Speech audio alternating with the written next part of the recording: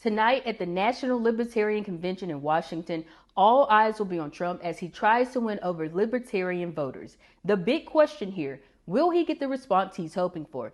I don't think so, and I'm sure you'll agree with me on that after seeing the video we'll watch in just a few. But first, let's talk about how independent White House doubtful Robert F. Kennedy already made his appearance, adding some intrigue to this convention.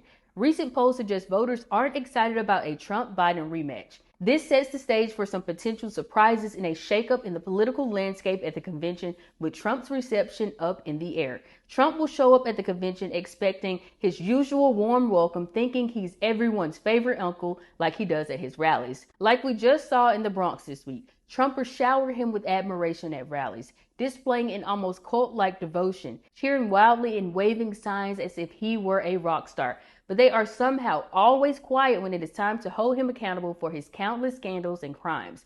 They resort to rushing to bat for him, spinning absurd narratives to justify his actions and turning a blind eye to his mistakes. The lengths they go to defend him are truly astounding, amusing, and concerning.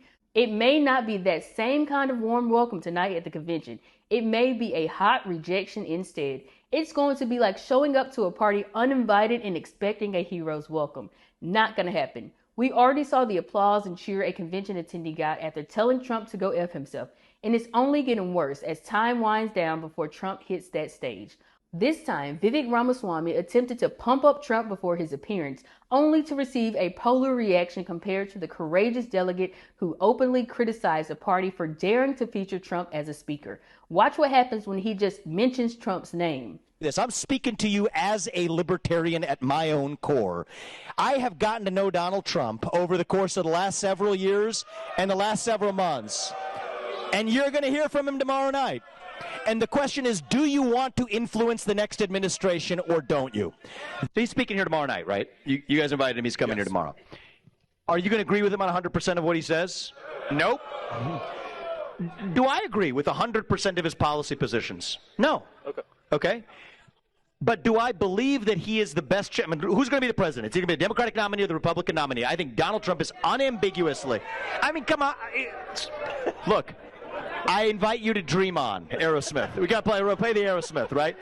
I mean, I'm being honest here. I mean, God. When we talk about Vivek and his approach to hyping up Trump, we must address the underlying concerns that many people within the party have with Trump. He seriously needs to learn how to read a room. You can't just bulldoze over people's concerns and principles, especially when it comes to someone as polarizing as Trump. It's like he's blind to the fact that people within the party have legitimate worries about embracing Trump. Do we have to remind folks like Vivek that dissing the party's chances isn't a good reason to rally behind Trump? For Vivek to basically say, why not vote for Trump? You're doomed anyways. It's just plain rude and ignores what many people in the party truly stand for. If they are booing at the mere mention of his name, we can only imagine the uproar that will ensue when Trump actually takes the stage and begins his speech. If Trump is expecting cheers but is really met with a chorus of boos, it will dawn on him that this is not the easy win he anticipated. This is not a scripted rally where his supporters hang on to his every word. No, this is the real deal. I bet Trump would try to play it cool at first, right? Maybe throw in a sly smile or brush it off like it's no big deal. But deep down, it might actually hit him hard. I mean, here's a guy used to adoring crowds, suddenly facing a large crowd turning on him. It will be a reality check, showing him that not everyone is as gullible as his supporters. We know that Trump will probably come back swinging, trying to spin the situation in his favor. But deep down, you just know that he will not be happy about it. This guy thrives on admiration, so getting booed will be a big sting. With the hush money trial looming and his campaign already on shaky ground, those boos could really throw him off his game. It'll be like a wake-up call, a reminder that he has reached his limits with libertarians. Imagine the impact it could have, shifting the course of his campaign, maybe even altering the trajectory of his entire political career.